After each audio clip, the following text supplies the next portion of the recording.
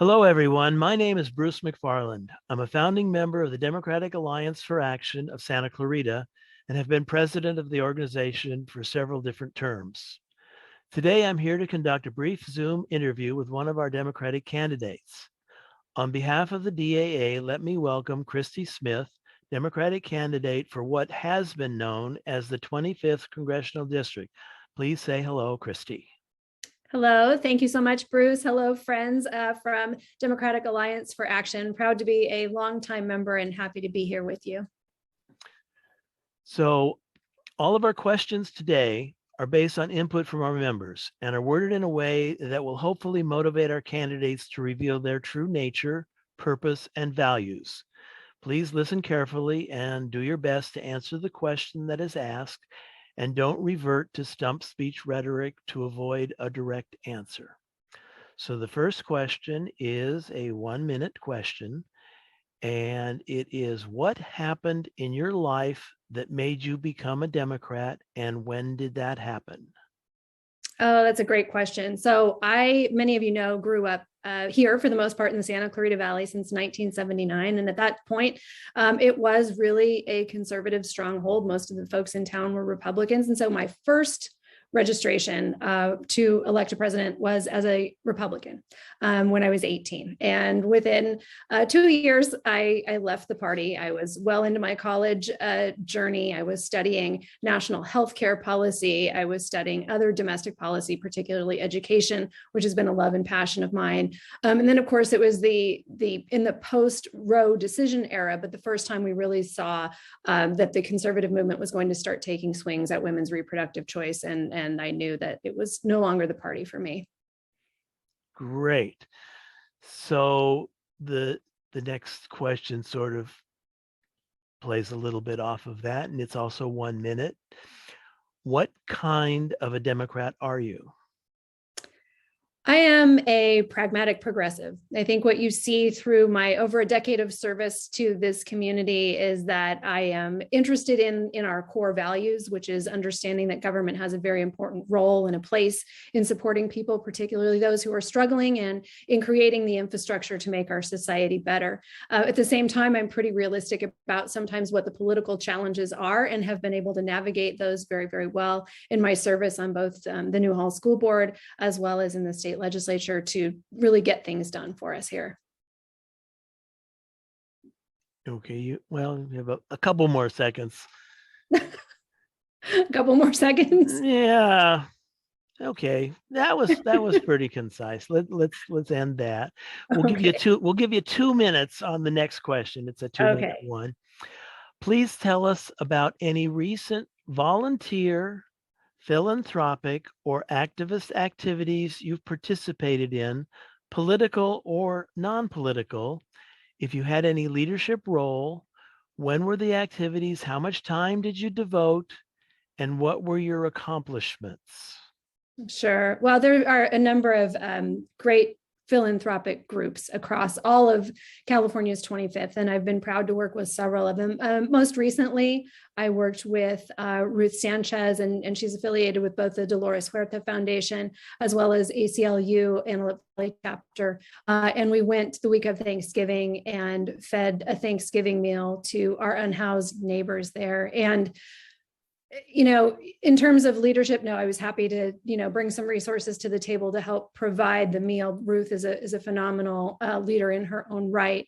Most of the leadership that I've provided here locally in the nonprofit sector has been, of course, starting the Technology Education Foundation, excuse me, many years ago prior to being on the school board, as well as affiliation with a number of groups, including, being a proud supporter of Bridge to Home and working with them.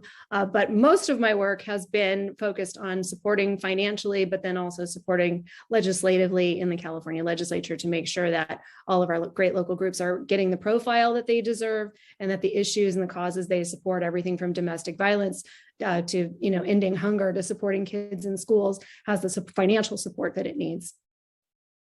Okay, you have about 40 seconds if you have anything else to add. That one's a hard one to do as a 2-minute answer unless I go through the laundry list.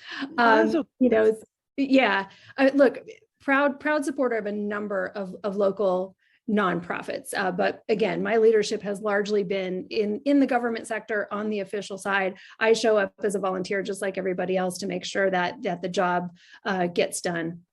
Okay. As kids, many of us admired the work of superheroes. And today it seems we need superheroes more than ever. You have 1 minute to tell us about your superpower. Oh, that's a great one. Well, I think, Wonder Woman was known for her lasso of truth. She would wrap it around the bad guys, and suddenly the truth of whatever had happened would come spilling out. And my philosophy in government and governance has always been, we do a huge disservice to our voters and to our liberal democratic system when voters are lied to. And we have seen so much of that, particularly the abuses of the Trump administration, as well as simply the way that the Republicans ran races for decades, but particularly the last cycle.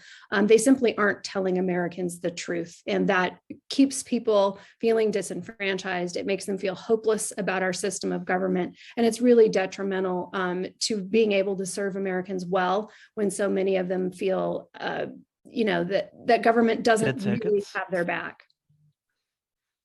Okay, so superheroes are great. So please take another minute to regale us about a time in your life when you used your superpower to accomplish something good. One of the things that I was proudest of in the California State Assembly was a passage of a bill that restores victims of human trafficking with compensation from the State Victims Compensation Fund. And it was a tough bill to get through both houses of the legislature and to get to the governor's desk to sign. But it really was, again, about telling the truth of the stories of these people who have been victimized in this way, to make the case that they shouldn't be marginalized, shouldn't be taken out of a system that was designed specifically to help people get back on their feet. And so after multiple attempts of a similar type of legislation being tried and failed, I was able to get it through because I was persistent. I just kept telling the truth, telling the stories, talking about the fact that, this was the right thing to do. Okay, perfect. Specifically, when did you decide to, and what happened to convince you to run for this office? 1 minute. Well, many of you know that last cycle was particularly challenging. When Katie Hill decided to step down, there was not a local Democrat prepared, either financially or in terms of name ID, to step into that place and be prepared really to run an aggressive race. And I did, and I'm incredibly proud of the race that we ran then. We cleared the primary. Not only did we come out as the top Democrat, but at that point even beat Mike Garcia by 8 points. And then sadly, the general election was so close. But those 333 votes that we missed this by were really about us not being able to run a field program. And that is what prompted me to run again this time. We can do this. We can unseat Mike Garcia, and all it's going to take is that ground game. Okay. District residency seems to come up in nearly every election cycle. We'd like to know where you currently live, how long you lived there, where you lived before that, and what significance should residency have to a voter? And you have 1 minute. Sure. I currently live near Henry Mayo Hospital in the Kohl's Shopping Center. Have lived here for over 20 years in this particular house, have lived in this district and in California since 1979, with the exception of a few years after college graduation when we did move to Washington, D.C. We've moved back in the early 1990s when we started our family. So I have lived in this district all of my adult life for sure, and spent all of my best developmental years here, Peachland Elementary, Placerita Junior High School, and Hart High School. But the reason that residency has mattered in this district is it's about the connections that we have with one another and an ability to serve based on those relationships and a fundamental understanding of the district, knowing who the nonprofit agencies are, who operates the local school district, who are our local elected city council officials. 10 seconds. And I am prepared. I've proven time and again, over 10 years of service, that I am ready to do this job because I'm local. Okay. If you're fortunate enough to prevail in the primary election, what are the top 3 or 4 action items in your plan for beating the popular Republican incumbent? You have 1 minute for that. Sure. I think, what we learned from last cycle really was that a ground game, particularly in seats like this and the 4 in California that we lost, a ground game was critical, particularly with our not persistent voters, which we tend to see more of in the midterm. It's incredibly important to turn them out. So ground game is a big, important part of that. And being able now to, hopefully with volunteers who are vaccinated and ready to mask up, we'll be able to safely go out and communicate door to door to move our voters. The other thing we plan to do with our resources is communicate in a couple of other platforms that we didn't last time. The Republicans have definitely shifted their game in terms of voter communication, and we're going to be on board with that. But really having a ground game is absolutely fundamental. And first and foremost, we, in Mike Garcia, we have an opponent with a voting record now. And that voting record is atrocious. It's not at all in keeping with not only the needs of this district, but certainly where the politics of this district are. And we're going to hold them accountable for it. So you have another minute to follow up and address the question, what makes you think you have what it takes to execute a winning strategy against the popular incumbent Republican? Well, look, we did it last cycle. I was outspent by $4 million, yet earned 36,000 more votes than any Democrat running in California 25 has previously, even outpacing the winner from one cycle earlier. I have the most government experience and legislative experience of anyone in this field, and we almost got there last time. But for a global pandemic and being outspent by $4 million, we would have secured that victory. So we know what it's going to take this time. We're taking nothing for granted, but I'm absolutely the best prepared and best equipped to hit the ground running and really make sure that we unseat Mike Garcia.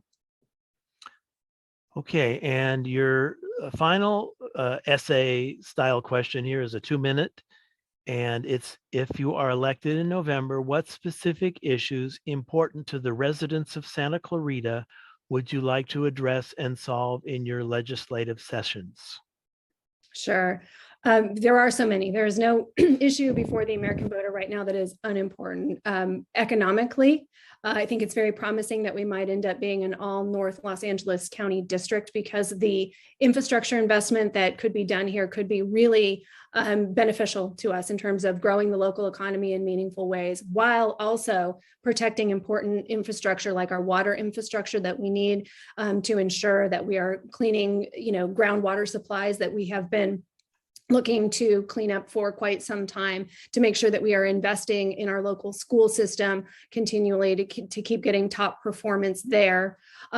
Environmentally, we are no strangers to wildfires here, and continuing my work in that respect with, drawing on great experience from the California State Legislature and the Emergency Management Committee, knowing how much more work we have to do, not only to shore up our local energy infrastructure, but to move us to clean, renewable energy sources here that are safer for our communities.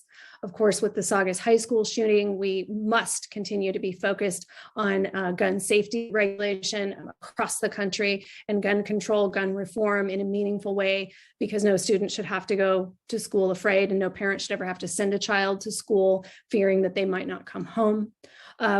There is no shortage, though, of danger ahead when it comes to what the Republican agenda actually is. And Mitch McConnell recently said they don't have an agenda. But they do. And it has started with taking away voting rights, and now taking away women and people's reproductive freedom. And I hazard a guess that gay marriage rights will be next. And so we, in this next legislative session, are going to be tasked, first of all, with shoring up the institutions of our democracy, but secondarily fighting in a really determined way to ensure that the Republicans are not successful in the rollback of rights. Great, thank you. So we have a couple of yes, no. First, do you commit here and now that neither you nor your campaign will disseminate any false information about any Democratic candidate? Yes. Okay.